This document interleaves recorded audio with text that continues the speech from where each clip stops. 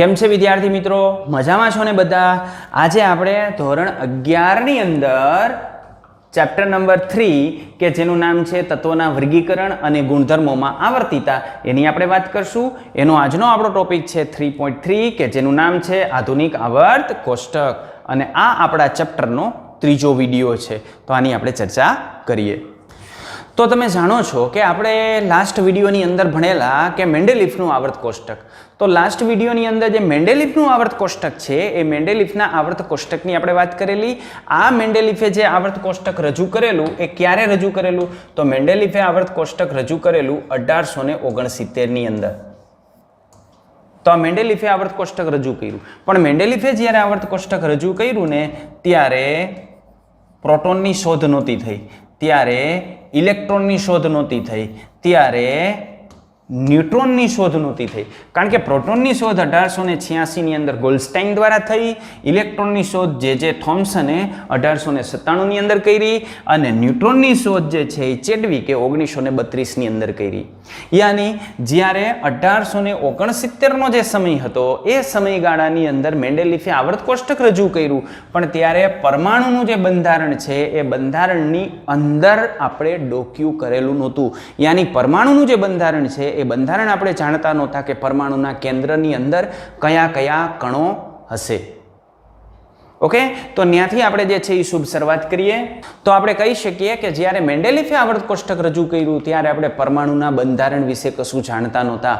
પરમાણુના બંધારણની અંદર આપણે ડોક્યુ કરેલું નહોતું. પણ આ આંતરિક બંધારણ વિશે લગભગ 20મી સદીની શરૂઆતમાં યાની 1886ની અંદર પ્રોટોનની શોધ થઈ, 1897ની અંદર ઇલેક્ટ્રોનની શોધ થઈને 1932ની અંદર ન્યુટ્રોનની શોધ થઈ. તો 20મી સદીની નજીકનો જે ગાળો છે એ ગાળાની અંદર આવા અવપરમાણ્વીય કણોની માહિતી આપણને મળી.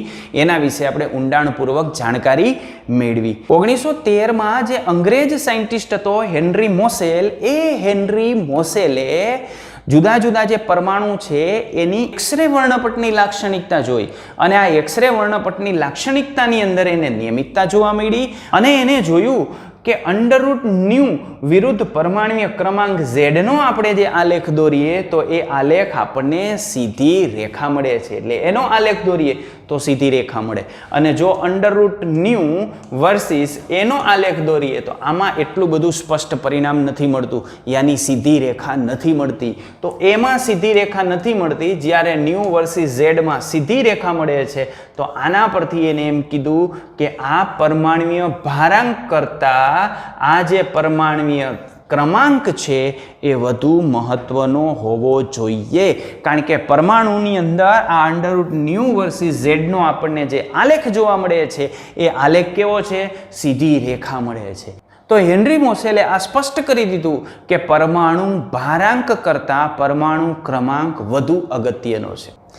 અને આના પરથી આગળ જે મેન્ડેલિફે આવર્ત કોષ્ટક રજૂ કરેલું, લોથરમેયરે આવર્ત કોષ્ટક રજૂ કરેલું એ તો પરમાણુ ભારાંકના ચડતા ક્રમમાં હતું, બરાબર. પણ હવે એક સાયન્ટિસ્ટ એવો હતો કે જેને એવું કીધું ભારાંક કરતા ક્રમાંક વધુ અગત્યનો છે.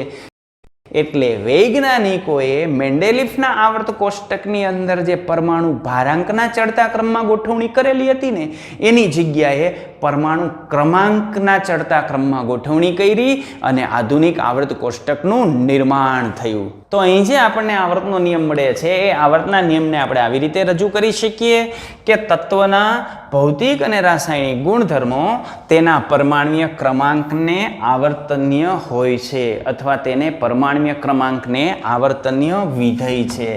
જો આની જગ્યાએ હું મૂકી દઉં, આ ક્રમાંકની જગ્યાએ જો હું દળાંક મૂકી દઉં તો એ કોનો સિદ્ધાંત થઈ જાય? મેન્ડેલિફના આવર્તનો નિયમ થઈ જાય. પણ આ દળાંક કાઢી અને એની જગ્યાએ જો આપણે ક્રમાંક મૂકી દઈએ તો આધુનિક આવર્તનો નિયમ થઈ જાય. તો આ થયો આધુનિક આવર્તનો નિયમ કે તત્વના ભૌતિક અને રાસાયણિક જે ગુણધર્મો છે એ તેના પરમાણુ ક્રમાંકના આવર્તનીય વિધેયો છે. પરમાણ્વીય દળાંકના આવર્તનીય વિધેયો મેન્ડેલિફનો આવર્તનો નિયમ, પરમાણુ ક્રમાંકના આવર્તનીય વિધેયો તો આધુનિક આવર્તનો નિયમ. તો આ રીતે આધુનિક આવર્તનો નિયમ આવ્યો અને એના પરથી આધુનિક આવર્તની ગોઠવણી કરવામાં આવી. અને આ જે આવર્તનો નિયમ છે એ આવર્તના નિયમ દ્વારા જે 94 તત્વો આપણને મળી આવતા હતા એની અંદર નોંધનીય સમાનતા આપણને જોવા મળી. અને આને લઈને જે અકાર્બનિક રસાયણ વિજ્ઞાન છે એ અકાર્બનિક રસાયણ વિજ્ઞાનને પ્રોત્સાહન પૂરું પાડ્યું અને કૃત્રિમ જે અલ્પજીવી તત્વો છે કે એવા તત્વો કે જે પ્રયોગશાળામાં આપણે મેળવીએ છીએ અને એનું આયુષ્ય ખૂબ ઓછું હોય કારણ કે એ તત્વો રેડિયો એક્ટિવ તત્વો હોય તો આવા જે અલ્પજીવી તત્વો છે એની પણ શોધ થઈ. પીચ બ્લેન્ડ છે ને, પીચ બ્લેન્ડ યુરેનિયમની કાચી ધાતુ છે અને આ યુરેનિયમની સાથે સાથે એની અંદર એક્ટિનિયમ અને પ્રોટેક્ટેનિયમ નામના તત્વો પણ એની અંદર આપણને મળી આવે છે અને એવી જ રીતે સાથે સાથે નેપ્ચ્યુનિયમ અને પ્લુટોનિયમ આ તત્વો પણ એની અંદર આપણને મળી આવે છે. આ બધા જ રેડિયો એક્ટિવ એલિમેન્ટ છે કે જેમાંથી જુદા જુદા રેડિયો વિકિરણો ઉત્સર્જિત થતા હોય અને આ બધા અલ્ટિમેટલી છેલ્લે લેડની અંદર રૂપાંતરિત થતા હોય.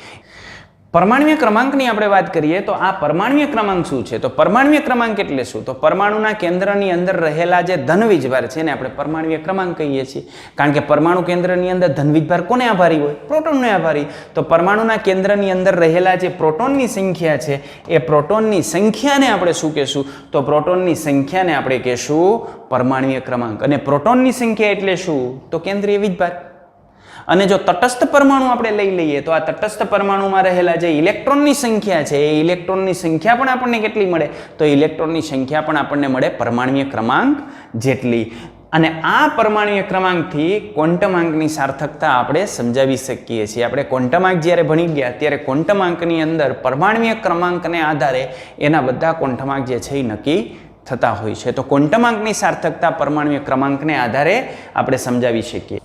આ ઉપરાંત આ પરમાણ્વીય ક્રમાંકને આધારે જે ઇલેક્ટ્રોન રચના છે એની આવર્તિતા, એના ગુણધર્મોની અંદર જે આપણને આવર્તિતા જોવા મળતી હોય છે એની ઇલેક્ટ્રોન રચનામાં જે આવર્તિતા જોવા મળતી હોય એ પણ પરમાણ્વીય ક્રમાંકને આધારે આપણે સમજી શકીએ. એની આપણે વાત કરશું. સમૂહના તત્વોની જ્યારે આપણે ઇલેક્ટ્રોન રચના ભણશું ત્યારે આપણે એની ચર્ચા કરશું. આવર્તના નિયમને આપણે બીજી રીતે કેવું હોય તો આ જે આવર્તનો નિયમ છે એ જે તે તત્વ અને તત્વના જે સંયોજનો છે એ સંયોજનના ભૌતિક અને રાસાયણિક ગુણધર્મોનું પરિણામ છે. કારણ કે આપણે કેવી રીતે ગોઠવણી કરી છે તો એક સમૂહમાં રહેલા બધા જ તત્વોના રાસાયણિક ગુણધર્મો કેવા આવવા જોઈએ? એક સમાન આવવા જોઈએ. તો એ રીતે આપણે ગોઠવણી કરેલી છે. એટલે ભૌતિક અને રાસાયણિક ગુણધર્મોનું પરિણામ છે કે જે તત્વની ઇલેક્ટ્રોન રચના ઉપર આધાર રાખે. કોઈ પણ તત્વના રાસાયણિક ગુણધર્મોનો આધાર કેના ઉપર હોય? તો કોઈ પણ તત્વના રાસાયણિક ગુણધર્મોનો આધાર હોય એની સંયોજકતા કક્ષાની ઇલેક્ટ્રોન રચના ઉપર. સંયોજકતા કક્ષાની ઇલેક્ટ્રોન રચના સરખી હોય તો એના રાસાયણિક ગુણધર્મો સરખા હોય. તો આપણે આને આધારે કેવું હોય તો કહી શકીએ કે આ જે આવર્તનો નિયમ છે એ આવર્તનો નિયમ તત્વ અને તેના સંયોજનના ભૌતિક અને રાસાયણિક ગુણધર્મોનું પરિણામ છે. અને એમાંય ખાસ કરીને જે રાસાયણિક ગુણધર્મો છે એ આપણને કેના પરથી મળતા હોય? તો એની જે ઇલેક્ટ્રોન રચના છે એના પરથી આપણને મળતા હોય છે. સમયાંતરે આ જે આવર્ત કોષ્ટક છે એ આવર્ત કોષ્ટકના ઘણા બધા સ્વરૂપો જે છે એ વિચારાયા.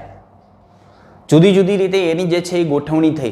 આપણે શરૂઆત જે છે એ ડોબ્રેનરથી ચાલુ કરીએ તો ડોબ્રેનરથી આધુનિક આવર્ત કોષ્ટક આવ્યું ત્યાં સુધી વચ્ચે આ પરમાણુની ઘણી જુદી જુદી રીતે ગોઠવણીઓ કરવામાં આવી અને સમયાંતરે એની અંદર ફેરફાર થતા રહ્યા. એમાંના કેટલાક સ્વરૂપો એવા હતા કે જે રાસાયણિક પ્રક્રિયાઓ અને સંયોજકતા પર ભાર મૂકતા હતા કે રાસાયણિક પ્રક્રિયાઓ જેની સરખી હોય ને સંયોજકતા જેની જે છે એ સરખી હોય એ રીતે એની ગોઠવણી થાય.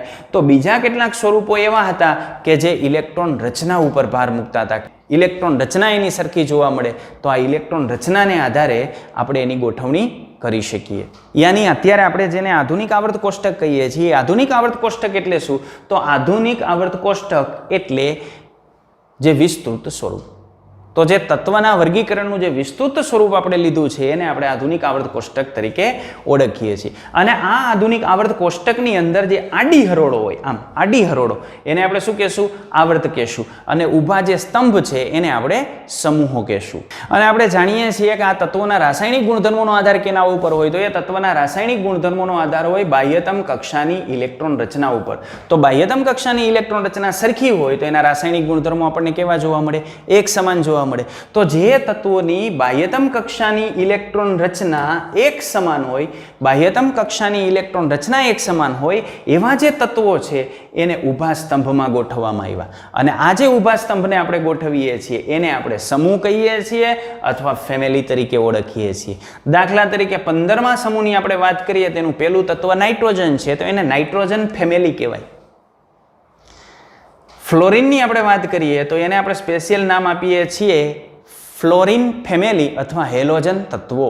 તો આવી રીતે કુટુંબ અથવા ફેમિલી તરીકે આપણે એને ઓળખીએ છીએ. IUPAC આપણને જે ભલામણ કરી એને આધારે જૂની પદ્ધતિમાં આપણે આ રીતે દર્શાવતા હતા. First A, first B, first V. કેની અંદર જૂની પદ્ધતિ એટલે મેન્ડેલિફનું જે આવર્ત કોષ્ટક હતું એની અંદર સમૂહના નંબર આ રીતે આપેલા હતા. પણ અત્યારે આપણે એના સ્થાને 1 થી 18 સુધીના નંબર સમૂહને આપ્યા છીએ. તો અત્યારે આપણી પાસે જે આધુનિક આવર્ત કોષ્ટક છે એની અંદર 18 સમૂહોનો આપણે સમાવેશ કરેલો છે અને 7 આવર્ત છે. હવે આવર્તની વાત કરીએ તો આવર્ત એટલે શું? તો જે આડી હરોળો છે એને આપણે આવર્ત કહીએ છીએ. આવર્ત શું દર્શાવે? તો આવર્ત એનો પ્રિન્સિપલ ક્વોન્ટમ નંબર દર્શાવશે. માનો કે આવર્ત બીજો, તો એનો મહત્તમ ક્વોન્ટમ નંબર એની અંદર 2 આવે. ચોથો આવર્ત તો એનો મેક્સિમમ ક્વોન્ટમ નંબર, મહત્તમ મુખ્ય ક્વોન્ટમ નંબર એનો જે છે એ 4 આવે. પાંચમો આવર્ત હોય તો મહત્તમ ક્વોન્ટમ નંબર 5 આવે. 5 કરતાં મોટો ક્વોન્ટમ નંબર એની અંદર ન આવે. સાતમો આવર્ત હોય તો મહત્તમ ક્વોન્ટમ નંબર કેટલો આવે? 7 આવે. બરાબર. પ્રથમ આવર્તની અંદર 2 તત્વો છે, બીજા આવર્તની અંદર 8 તત્વો છે, ત્રીજાની અંદર 8 તત્વો છે, ચોથા અને પાંચમાની અંદર 18 તત્વો છે, છઠ્ઠાની અંદર 32 તત્વો છે અને સાતમું અપૂર્ણ છે. તેમ છતાં એની અંદર 32 તત્વોનો સમાવેશ પરમાણુના જે ક્વોન્ટમાંક છે એને આધારે આપણે કરી શકીએ. તો આ જે સાતમો આવર્ત છે એમાં પણ કેટલા તત્વો છે? 32 તત્વો રહેલા છે. આ આવર્ત કોષ્ટકની અંદર છઠ્ઠો અને સાતમું આવર્ત કે જેની અંદર 32 તત્વો રહેલા છે એમાંના 14 તત્વો આધુનિક આવર્ત કોષ્ટકની નીચે દર્શાવેલા છે કે જેને અનુક્રમે આપણે લેન્થેનાઇડ શ્રેણી અને એક્ટિનાઇડ શ્રેણીના તત્વો તરીકે ઓળખતા હોઈએ છીએ. એને આવર્ત કોષ્ટકની નીચે અલગથી દર્શાવેલા છે. તો અહીં આપણે આવર્ત કોષ્ટકની વાત કરીએ તો આ આવર્ત કોષ્ટક છે. આ આવર્ત કોષ્ટકની અંદર ઊભા છે એને સ્તંભ આપણે કહેશું અને સમૂહ કહેશું. 1, 2, 3, 4, 5, 6. તો આ સમૂહ. આડા છે એને આપણે આવર્ત કહેશું. તો આ પહેલો આવર્ત. પહેલા આવર્તની અંદર મેક્સિમમ કેટલા તત્વો? 2 જ તત્વો સમાય. એટલે પહેલો જે આવર્ત છે ને એને આપણે કહીએ છીએ અતિ લઘુ. શું? અતિ લઘુ. બીજો એને આપણે કહીએ છીએ પ્રથમ લઘુ. ત્રીજો એને આપણે કહીએ છીએ દ્વિતીય લઘુ, કારણ કે એમાં કેટલા સમાયેલા છે? 8. પછી આની અંદર 18 એટલે આને કહીએ છીએ પ્રથમ ગુરુ, મોટો. પછી એના પછીનો જે પાંચમો છે એમાં પણ 18 સમાયેલા છે એટલે એને આપણે કહીએ છીએ દ્વિતીય ગુરુ. અને છઠ્ઠો છે એને આપણે કહીએ છીએ અતિ લાંબો. કેવો? અતિ લાંબો, કારણ કે કેટલા સમય છે એની અંદર? 32. અને છેલ્લો જે છે એને આપણે કહીએ છીએ અપૂર્ણ. પણ અહીં મેં એવું આધુનિક આવર્ત કોષ્ટક લીધું છે કે જેમાં આ તત્વોની શોધ થઈ ગઈ છે. આપણને જે આવર્ત કોષ્ટક આપેલું છે એની અંદર અહીંયા બધા તત્વોની શોધ નથી થઈ, પણ મેં અહીં એવું લીધું છે કે જેની અંદર બધા તત્વોની શોધ થઈ ગઈ હોય, રિસેન્ટ આવર્ત કોષ્ટક લીધેલું છે. અને આ જે 14 તત્વો છે એ ક્યાં હોય? અહીંયા લેન્થેનાઇડ શ્રેણી કહેવાય એને. અને આ 14 તત્વો છે એ અહીંયા હોય એને એક્ટિનાઇડ શ્રેણીના તત્વો કહેવાય. બરાબર. તો આ લેન્થેનાઇડ અને એક્ટિનાઇડ શ્રેણીના જે તત્વો છે એને આવર્ત કોષ્ટકની નીચે દર્શાવેલા છે. અહીં આપણને બુકની અંદર જે આપેલું છે એ આવર્ત કોષ્ટકની આપણે વાત કરીએ તો આ ફર્સ્ટ એ સમૂહ. ચલો આ હું થોડુંક તમને કહી દઉં. આ ફર્સ્ટ એ અને આ કેવો? Second A. ઓકે. આ કયો? ફર્સ્ટ બી અને આ કયો? Second B. રેડી? તો આ ફર્સ્ટ એ અને ફર્સ્ટ બી એ ક્યાંથી આવ્યા? તો ફર્સ્ટ એ અને ફર્સ્ટ બી એ મેન્ડેલિફના આવર્ત કોષ્ટકની અંદર જે પહેલો સમૂહ હતો એના 2 ભાગ પાડવાથી આવ્યા. એવી જ રીતે આ થર્ડ એ અને થર્ડ બી આ ક્યાંથી આવ્યા? થર્ડ એ અને થર્ડ બી. તો એ પણ એ જ રીતે. રેડી? ક્લિયર? ઓકે. ચાલો જો દાખલા તરીકે આ છે ફર્સ્ટ, આ ફર્સ્ટ. તો ફર્સ્ટની અંદર અહીં લિથિયમ છે, અહીં પોટેશિયમ છે, અહીં સોડિયમ છે, અહીં કોપર છે, અહીં રૂબિડિયમ છે, અહીં એજી છે, અહીં સીઝિયમ છે, અહીં ગોલ્ડ છે.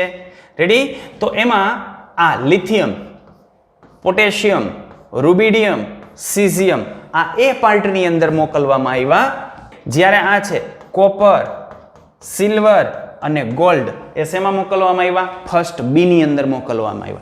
તો મેન્ડેલિફના આવર્ત કોષ્ટકની અંદર જે ફર્સ્ટ સમૂહ હતો એના બે પાર્ટ થયા, ફર્સ્ટ એ અને ફર્સ્ટ બી, કે જે આધુનિક આવર્ત કોષ્ટકની અંદર આપણે આ રીતે દર્શાવીએ છીએ. તો આધુનિક આવર્ત કોષ્ટકમાં lithium, sodium, potassium, rubidium, caesium આ બધા ફર્સ્ટ એ અને આ કોપર, સિલ્વર, ગોલ્ડ, બરાબર, આ ક્યાંના? ફર્સ્ટ બી ની અંદર. પણ મેન્ડેલિફના આવર્ત કોષ્ટકમાં એ બંને ક્યાં હતા? એક જ સાથે હતા. Okay, thank you. Like, share and subscribe.